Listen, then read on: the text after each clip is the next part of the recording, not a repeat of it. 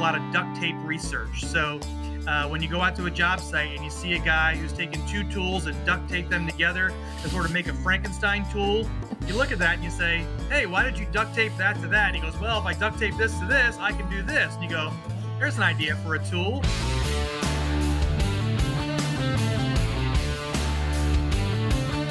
Welcome to the Fine Homebuilding Pro Talk podcast, a regular discussion with building industry professionals. This is Senior Editor Patrick McComb. Today I'm joined by Greg Palese, Vice President of Klein Tools.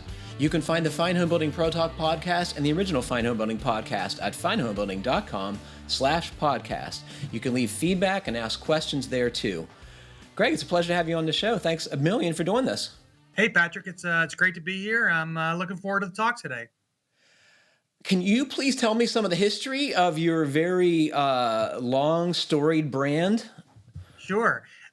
Klein Tools is a brand that's known to be the number one choice for electricians, but our story is actually pretty interesting in that we were founded before the light bulb, and we were founded before electricity was even throughout the home. So, the first light bulb was 1878, and the first home powered by electricity was 1882.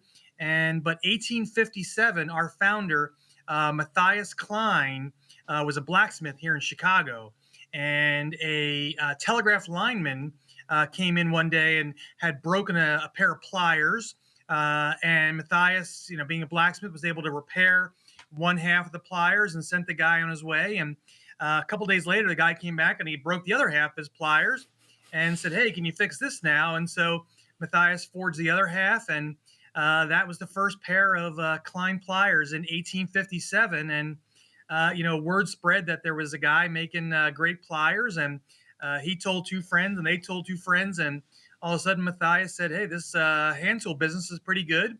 I'm going to concentrate on this. And Matthias Klein Tool Company was born. So did he design the stuff later, or did people give him ideas of things they needed made? Yeah, so the first one, obviously, he was just repairing an old one. But as he came on, as he sort of got into his own, developed his own mold, the lineman pliers that people know today and all the guys refer to as Kleins, that was his original design. We've obviously modified it and changed it and updated it over the years with new manufacturing technologies and new processes. But yeah, the original one that we have pictures of here didn't look far off from the ones you see today. So how did you come to work for Klein, and how long have you been with the company? Yeah, I've been here almost a decade now. I actually used to work for a big box retailer, Lowe's Home Improvement, in the hand tool industry for those guys. I worked on their brand, which was called Cobalt Tools. And Cobalt was a great brand for DIYers, guys who were working around the house. But Klein had an opportunity for me, and I used to live in Chicago years ago, so I moved back to Chicago, and haven't looked back since. So it's been a great opportunity to work on such a storied and great brand as Klein Tools. So VPs do all kinds of stuff for companies. What specifically is your role at Klein? Oh yeah, we do all kind of stuff. So it manages everything. I mean, you think about it, it's involving new product introduction. So we work with our product management team.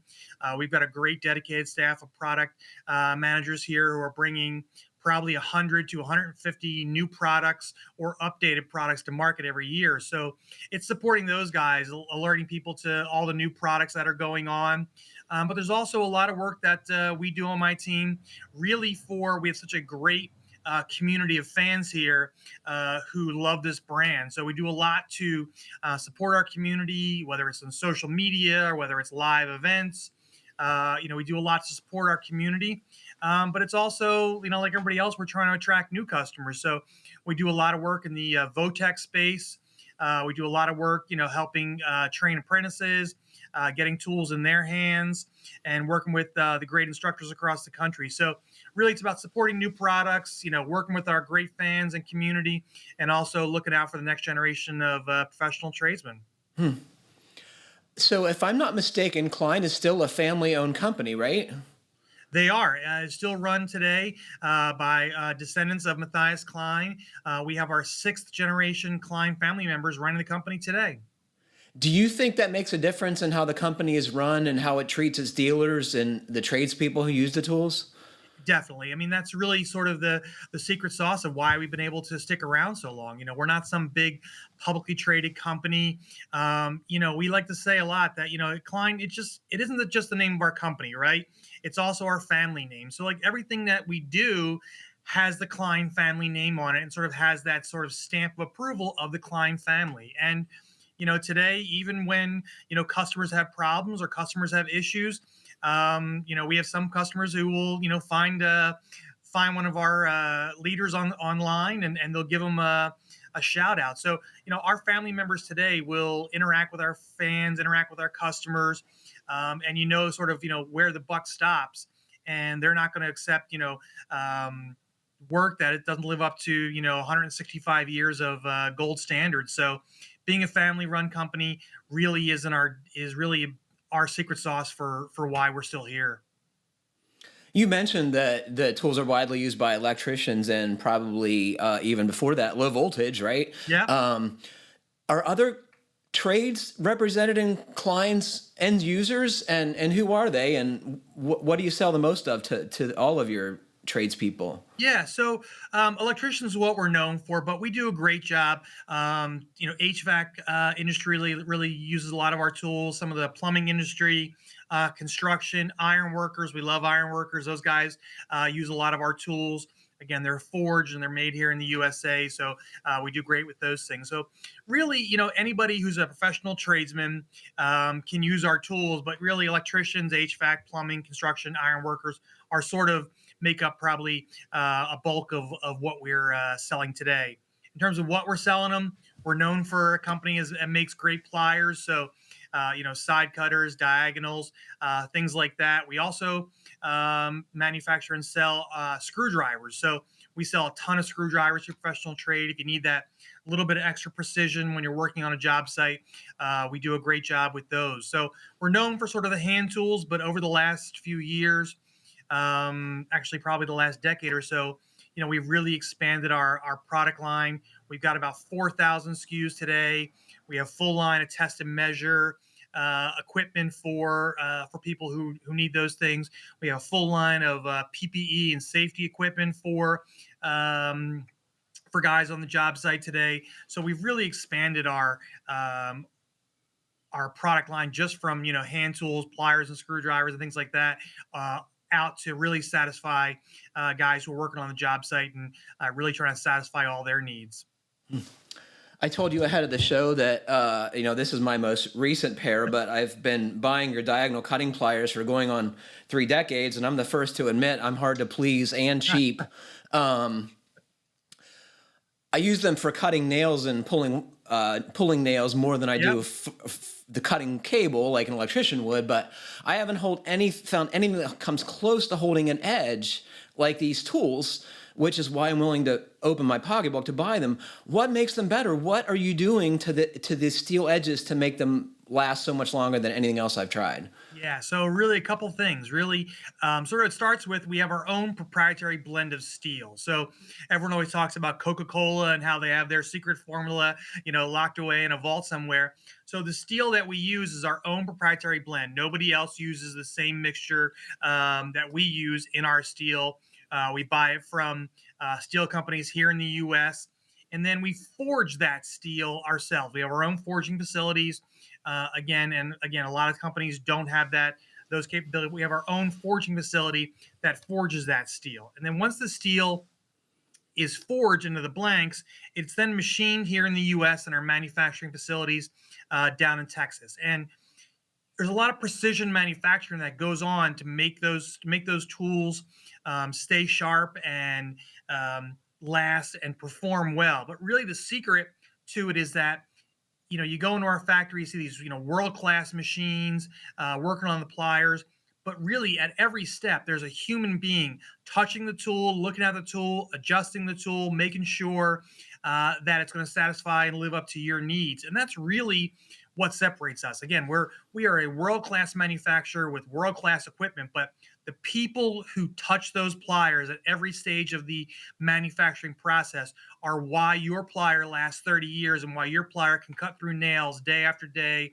week after week. It's the people who are working the line, manufacturing those tools that are better than anybody else in the industry.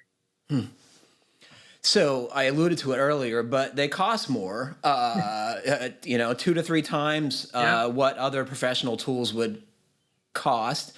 Do you get pushback from end users about what they cost? Yeah, I mean, everybody's sort of, obviously with inflation and everything else going on today, people are worried about their pocketbook. But we hear time and time again from the pros the same thing that you said. Hey, these things will last me, right? When you make a living with your tools, you need them to last. You don't need them to break.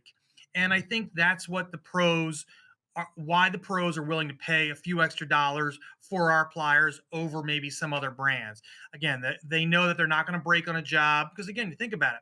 A lot of time guys are on a job site and if something breaks they got to leave the job site, they got to go find a supply house or a big box store, Home Depot, and find these tools, and it's just time away from their job, and on the job is where they earn their money. So you know what, they're willing to pay a couple extra bucks because they know they're not going to break, they know they're going to perform, and they know at the end of the day that's going to keep them on the job, and that's where they earn their money. Your company makes a big deal, rightly so, about producing many of their tools in the US, and the timeline on the website, your company's website, shows you've continued to invest in American manufacturing. Wouldn't it be less expensive to make the tools in Mexico or in Asia? I think you'd agree that the Chinese have come a long way in what they can make. Some stuff is very precise, some is garbage, but why do it here? And specifically, what are you making here that our listeners might be familiar with? Yeah, I mean, the Klein family is committed to U.S. manufacturing. And we've been investing in our capabilities in the U.S. We've added new facilities, we've invested in new machines over the last 10 years. Probably the vast majority of our investments have been to increase our capabilities here in the U.S. So that's something that the family takes pride in, and that's something that the family wants to do. We're a global company. We sell all over the world. So not everything we make, again, we have about 4,000 SKUs in our product portfolio.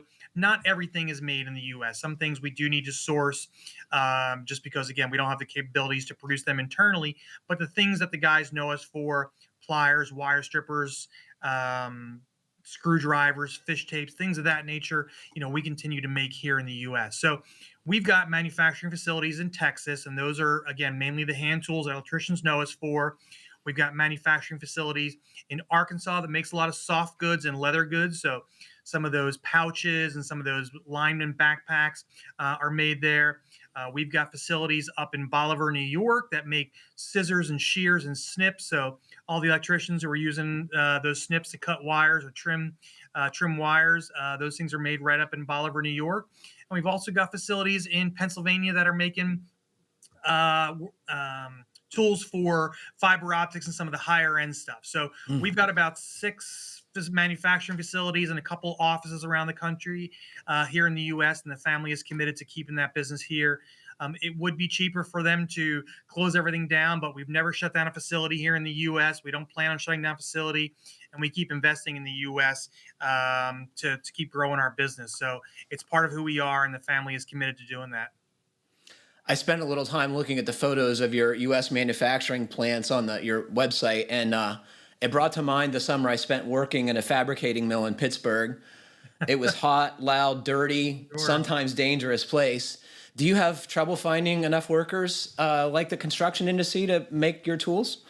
Yeah, we often talk about the skills gap, and there's not enough people entering the skilled trades today. There's not enough electricians, there's not enough plumbers, there's not enough people entering the skilled trades, and manufacturing is part of that skills gap. There aren't enough people who are entering in the manufacturing career. So we are constantly on the lookout. We are holding hiring fairs all the time. For anybody who's listening here and thinks they like a career in manufacturing, they can go to kleintools.com/careers. I'll do a little plug there for our careers page because we've got plenty of openings and we are looking for people. But, a lot of times people think of manufacturing careers. You mentioned your summer working in a mill in Pittsburgh, and it's come a long way. It's, it used to be sort of hot and dirty jobs, but manufacturing now, it's a very precise job. We have a lot of high-end machines. We've got a lot of technology in there. It's not the manufacturing where guys always think about, it's dirty and sooty and grimy. It's a very clean environment. It's a very safe environment, and they are great careers where you can have a long, stable career. We've got lots of folks who've been with us 25, 35, 40 years, working with us in the manufacturing capacity. And we'd love to have more people coming in if we can get them. And the manufacturing jobs are union, right? So in some facilities they are, not in every facility. Again, I mentioned we have facilities all over the country. So Yep. some facilities they are union and some facilities aren't. Just depends on sort of the locale and what's going on there. But we do have some facilities that are union. We'll be back with more right after this. If you run a home service business like painting, contracting, lawn care, or cleaning, your to-do list is endless. From hiring staff to mountains of paperwork, not to mention doing the actual work that pays the bills. Jobber is a mobile and online app that helps you organize your business and look professional. With Jobber, you can quote jobs, schedule your crew, invoice, and get paid all in one place. Try it free today at getjobber.com/Fine Homebuilding. So this is a question like I have yet to get an answer from, and you're going to be the guy who does it, I'm sure. In the 20 years I've been an editor in construction media, I've heard again and again from the folks who read the stuff that I've been writing that the tools and products you buy in the box store are different than the ones you get at the supply house. So in Klein's case, is that true? All right, this is the Snopes fact check here. I'm going to let everybody know once and for all, here is the truth. The tools you buy in the big box store are the same tools that you get in a supply house or anywhere else. We do not make two different sets of tools. I will say there are some manufacturers who are probably trying to hit a price point or trying to hit a margin goal, and maybe will cheap out on some of those big box tools, but not Klein. So the same tools you buy in the big box store are the same tools that we've been selling in manufacturing and selling in supply houses for over 100 years. Exact same tools. Selling to our customers. So I'm going to put that to rest. Exact same tools. What about when you worked for Lowe's? Is Lowe's trying to buy a power tool, for example, at a certain price point, so they'll go to a manufacturer and say, "I need this drill to cost $150." Yeah, I mean, so you look at some of these things, and you look at everybody's always trying to hit a price point or a margin goal, and you see a lot of things where people come out and they'll say. And a lot of, again, the big publicly traded companies, they have their high-end brands, and Lowe's or Home Depot or Menards here in the Midwest will say, hey, we need a lower price thing. So, they'll look around their portfolio and they'll find some off brand that hasn't been used in 20 years or some brand they can extend. And they'll say, hey, you know what, we can give you this tool. And it's we can dust it off and we can give you something that's less, more in line with your price point, more in line with your margin goals. So again, you see it all throughout the lineup where you'll have sort of a premium brand out there, but maybe there's another brand manufactured by the same company that is at more attractive price point. And maybe they use different, they'll use different motors, or they'll cheap out on a switch or a chuck or, one of those things. But, everybody has lots of different ways where they can put, change the inputs and change a few of its features and specs in order to hit a price point. But Klein, as you just mentioned, we're not the cheapest tool on the shelf, and we don't try and hit those price points. We want to make sure we're putting out the best tool with the most value, with the features and benefits that our customers want. And we've been lucky that our customers respond to that, and they'll buy it at the price points that our partners set.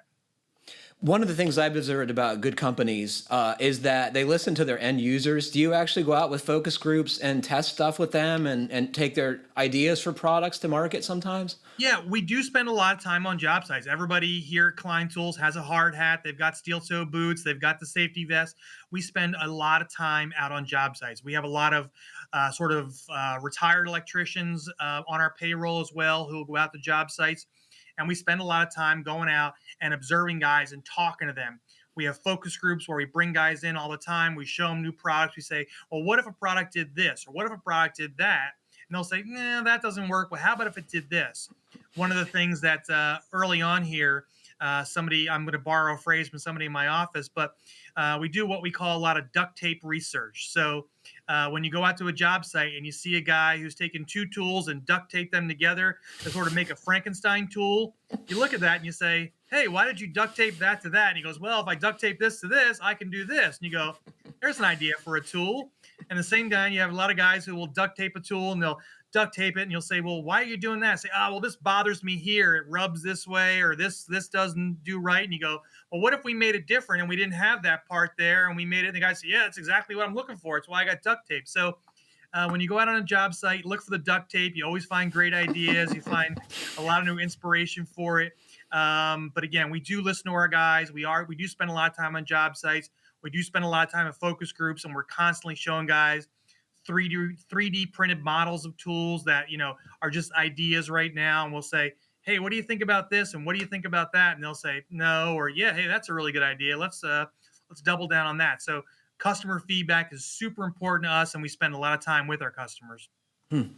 So this is another favorite question of mine. So can you tell me about your own house? Do you like to work on it, for starters? Yeah. So, I have a fairly new house. It's about 50 years old. But I will say, when I started at Klein, I got my first pair of Klein linesman pliers. And I got to say, I use those things for just about every project I'm working on now. You don't start a project without those in my back pocket, getting ready to work on it. But I will say this, sometimes I do confuse working for Klein Tools and understanding electricity. And every now and then I have to call in a professional to fix my problem, because again, sometimes I confuse the fact that I work for a great company that sells tools to electricians with my skill set. And the local electricians in my neighborhood are quite thankful because they get to come in and fix my screw ups. And so I always recommend to everybody, go to the professionals, hire a trained professional electrician. Don't mess around with it or you end up like me. So, but yeah, so I do some work on it. I found linesman pliers will suit you just about every job, but I don't mess around with electricity too much anymore.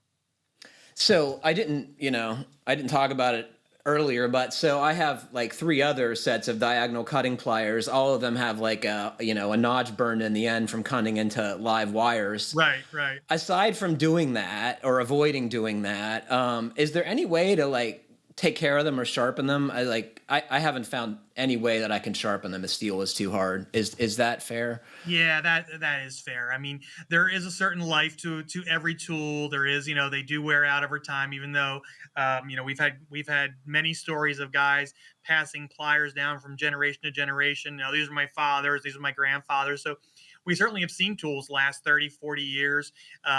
We find things online. We find people with, pairs of pliers that are 100 years old, that were people found in an old barn or something, and, the blades still work. But yeah, I think the best thing is just, obviously we do have pliers. We have what we call our 2000 series. So if anybody's out there and they see sort of something with a 2000 in it, those are uniquely hardened pliers for cutting nails, screws, ASCR, things of that nature. And those will last a lot longer. The regular tools, the regular diagonals and side cutters, really are meant for cutting wires and things of that nature, and they'll last you plenty of time. But if you do need something a little hardened, a little more hard to cut into wires or cut into screws and things of that nature, try our 2000 series. But they will wear out over time. There is a lifetime to every tool. We just recommend that you stay safe. Don't cut live wires with anything. But I'm going to recommend that too. They do wear out over time, and they're not indestructible, and they won't last forever. So, use them well, and then go buy yourself a new pair. I'm going to tell listeners that I waited for too long to buy a set of nice lineman's pliers from your company. And I used to complain about working with 12 gauge wire because it's really tough on your fingers. The conductors are very stiff. Well, this is the secret to that because it really makes the work much more enjoyable. So that's my little commercial for your company. I use them for everything now. Like I said, I don't start a project unless those are in my back pocket. And as if you talk to the guys on the job site, they'll use Kleins for just about everything. some electricians will say they can do their whole job with a pair of linesmen and an 11-in-1 screwdriver, and that's the only two tools they need. So, we love the versatility of that tool. I think a lot of people don't realize, but like the flat-sided nature of the Linus pliers means like when you can't drive a cable staple in a tight stud cavity, you can actually beat it in with this, and it works pretty good. I was gonna say our safety people here would not recommend that, but yes, we have heard those stories where perhaps a Klein was used as a hammer on a job site to hammer things in. We have heard stories. Again, we don't recommend that for safety reasons, but we have heard those stories that people are doing that. Yeah, don't do that. It's been such a pleasure talking to you, Greg. Is there anything you want to tell our listeners before we go? Yeah. Hey, listen, real quick for any listeners out there, check us out on all the social media platforms, Facebook, Instagram, TikTok, all those things. And also you mentioned earlier about lack of people entering the skilled trades. We've got a great event coming up in a couple weeks, so stay tuned. We call a thing called Signing Day, so where we go out and recognize and reward and honor students who are choosing a career in the skilled trades. So we're going to be out across the country in high schools and training centers all the country, recognizing students who are making a great career choice as they graduate and entering the skilled trade. So keep an eye out for International Signing Day from Klein Tools on April 21st. Sweet. Well, I wish you guys success in your next 100 years of making cool stuff. So it's been a pleasure talking to you, Greg. Thank you. Pleasure talking to you too. Thanks. And really enjoy the podcast and hope your listeners enjoyed today. Thanks, man. Take care. Well, unfortunately, that is all the time we have for today. Thanks to Greg Palese for joining us, and thanks to all of you for listening. Please remember to send us your comments, questions, and suggestions to fhbpodcast@taunton.com. And please, please, please like, comment, or review us however you're listening. It helps other folks find our podcast. Stay safe, everybody. Keep craft alive. Buy good pliers.